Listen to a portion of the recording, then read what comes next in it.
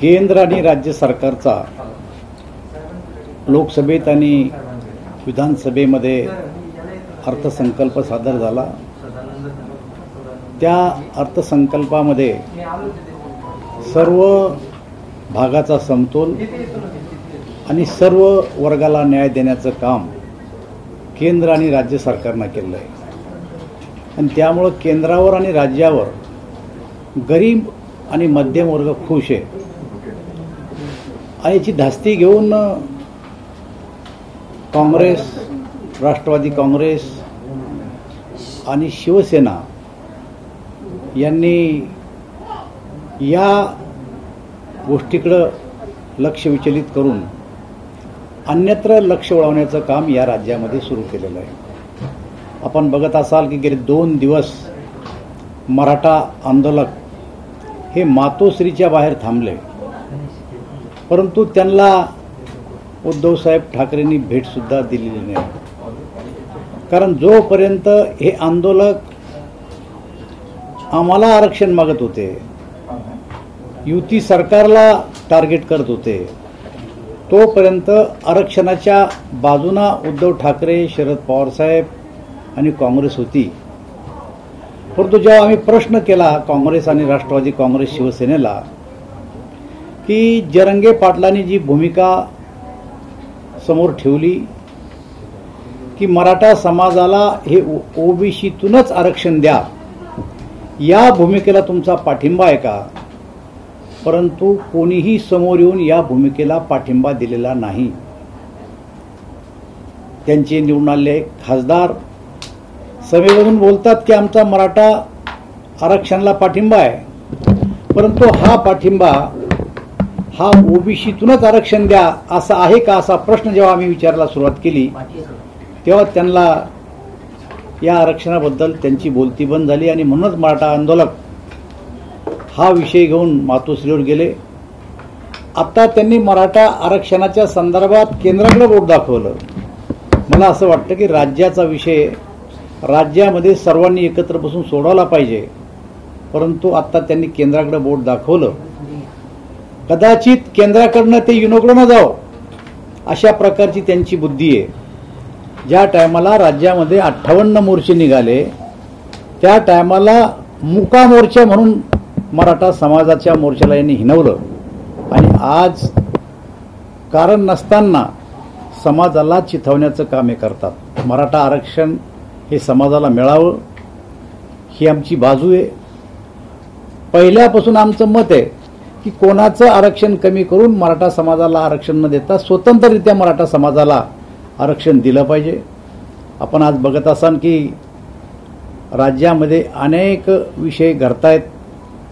धारावीमध्ये काल एका विशिष्ट जमावानं अंत्ययात्रेवर दगडफेक केली, परंतु अद्यापपर्यंत या तिन्ही पक्षाचं त्यावरचं कुठल्याही प्रकारचं वक्तव्य आलेलं नाही। मुंबईमध्ये केवळ एक खासदार काँग्रेस पक्षाचा निवडून आला तर त्यांनी कशा प्रकारची दहशत निर्माण केली, अशाच प्रकारची दहशत आता काँग्रेस, राष्ट्रवादी काँग्रेस आणि उद्धव साहेबांची सेना निवडून आल्याच्या नंतर ग्रामीण भागामध्ये सुद्धा अशाच प्रकारची दहशत निर्माण करण्याचं काम एका विशिष्ट समाजाचं लांगुलचालन करण्यासाठी ही आघाडी करतायत, असं चित्र आज राज्यामध्ये आम्हाला दिसतंय। दानवे साहेब, आपण बघतोय राज्यामध्ये काल राष्ट्रवादी आणि मनसेमध्ये राडा झालेला पाहायला मिळाला। विद्यमान आमदार अमोल मिटकरींवरची गाडी फोडून एकंदरीत मनसे कार्यकर्त्यांनी त्यांची गाडी तोडली। मला असं वाटतं की अशा प्रकारची वक्तव्य अनेक नेत्यांकडून आत्ताच्या परिस्थितीमध्ये होत आहेत। दोन्ही बाजूनी अशा प्रकारचं वक्तव्य करणं टाळलं पाहिजे आणि अशा प्रकारचा हिंसाचार या राज्यामध्ये होऊ नये अशा प्रकारचं काम सर्व राजकीय पक्षांनी करणं गरजेचं आहे। परंतु काही राजकीय पक्षाचे प्रवक्ते म्हणा, नेते म्हणा, अशा प्रकारचं वक्तव्य करतात आणि उद्धव ठाकरे साहेबांच्या सेनेकडून तर रोज रोज अशा प्रकारचे वक्तव्य होतात। त्याचाच हा परिणाम आहे असं मला वाटतं। प्रवक्त्यांनी अशा प्रकारची किंवा चिथावणीखोर वक्तव्य करणं टाळायला पाहिजे। नक्कीच टाळायला पाहिजे, कारण या महाराष्ट्राची संस्कृती आहे। हा सुसंस्कृत अशा प्रकारचा महाराष्ट्र आहे आणि या महाराष्ट्राला शोभल अशाच प्रकारची भाषा राजकारणामध्ये वापरल्या गेली पाहिजे, परंतु अलीकडच्या काळात याचा स्तर घसरलेला आहे. 29 ऑगस्टला परत एकदा जरांगेने मराठा समाज बांधवांची बैठक बोलवली आहे, त्यांच्या लिडरशिपमध्ये परत बैठक होते. मला असं वाटतं की निवडणुका आल्या तर प्रत्येक राजकीय पक्षाला, प्रत्येक संघटनेला अशा प्रकारच्या बैठका घेऊन आपली आपली ताकद आजमावण्याचा पूर्णपणानं अधिकार आहे.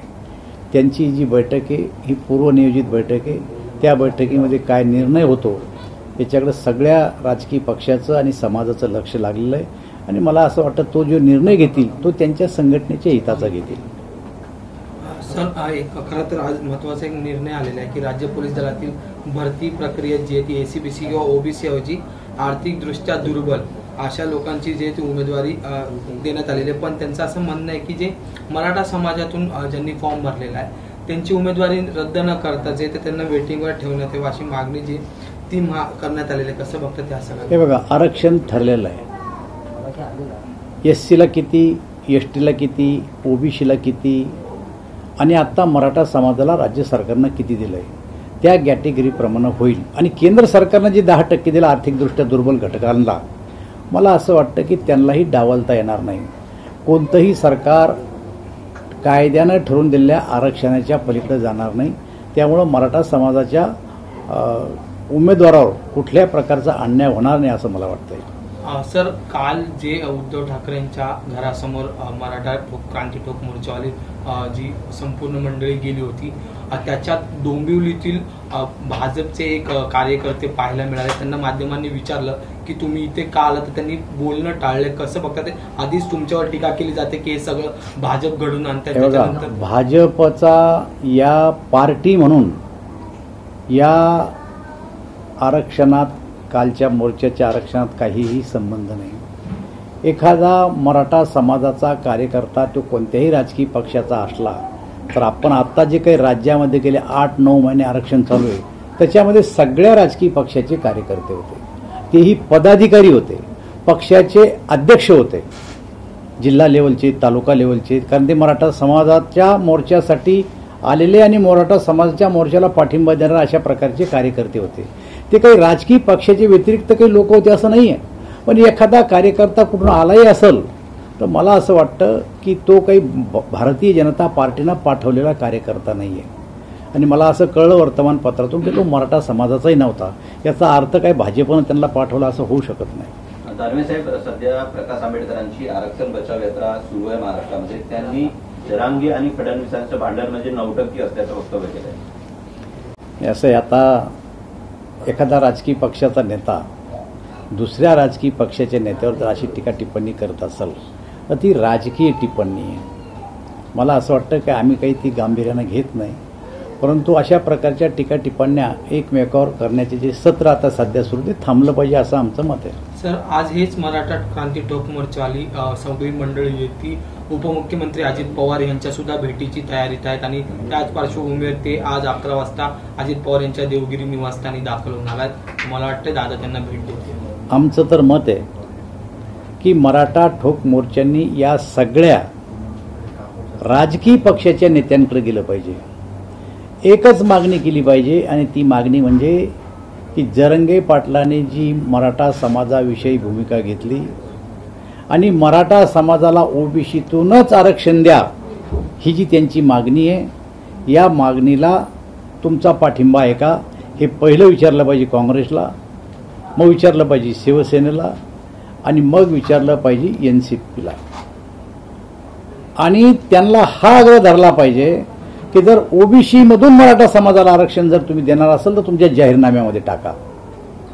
पण तोंड लपवतायत, घरात असून ठोक मोर्चाच्या कार्यकर्त्याला घरात नाही असं सांगतायत, रस्ते बदलून बाहेर निघतायत, पण मराठा समाजाला ते भेटायला तयार नाही आहे. 2-2 दिवसानंतर बाहेर पत्रकार परिषद घेऊन सांगतात, पण समोर तोंड दाखवायला त्यांना लाज वाटते. अशा प्रकारची स्थिती आज त्यांची निर्माण झालेली आहे. मला असं वाटतं आमची भूमिका स्पष्ट आहे की मराठा समाजाला आरक्षण दिलं पाहिजे, कोणाचंही कमी न करता दिलं पाहिजे. त्यांची भूमिका ते स्पष्ट करत नाही. ती भूमिका मराठा ठोक मोर्चाच्या कार्यकर्त्यांनी जाऊन त्यांना ती स्पष्ट करायला लावली पाहिजे. सर, एक सगळ्यात महत्त्वाचा मुद्दा आहे की तुम्ही आता खासदार झालेला आहात, तर त्यामुळे कन्नड मतदारसंघातून आता ताई म्हणजे संजना जाधव ताई ह्या उमेदवार असतील का, आम्हाला पाहायला मिळतील का, ते काय एकंदरीत विधानसभेचं अजून निवडणुका 2-3 महिन्यावर आहे. कोण कोणत्या मतदारसंघातून कोणत्या पक्षातून कोण कुठं उभं राहणार याचा अंदाज आता लावणं अवघड आहे. कारण राज्यातली राजकीय परिस्थिती दिवसेंदिवस बदलते. आज मी जे बोलन तेच उद्या कायम राहील हे काही सांगता येत नाही. त्यामुळे तुम्हाला अशा प्रश्नाचं उत्तर निवडणुका जाहीर झाल्याच्या नंतरच कळेल. पण सर, तुमची इच्छा आहे का, त्यांची काहींची इच्छा आहे का? असं आहे, माझ्या इच्छेचा प्रश्न नाही आहे. प्रत्येकाला आपला आपला स्वतःचा अधिकार आहे. त्यामुळे मी माझा विचार किंवा माझी इच्छा कोणावर लादू इच्छित नाही. दानवेसाहेब, म्हणजे एकंदरीत तुमच्या म्हणण्याचा अर्थ असा घ्यायचा काय जागा वाटपावरून डोकेदुखी वाढू शकते? बिलकुल जागा वाटपावून डोकेदुखी आमच्या महायुतीत तरी वाढणार नाही. हो गया हिंदी कर लें? Yes yes. सर, हिंदी में बता दीजिए पहले आपसे शुरू. अब देखते हैं कि लोकसभा में और विधानसभा में जो अर्थसंकल्प रखा गया, उस अर्थसंकल्प में सभी विभागों को, सभी घटकों को न्याय दिया गया. इस अच्छे कामों में से भटकने के लिए अपोजिशन पार्टी वालों ने कई मुद्दे महाराष्ट्र में उठाए, जैसे मराठा आरक्षण का विषय हो या कोई मिटकरी का और मनसे का विवाद हो.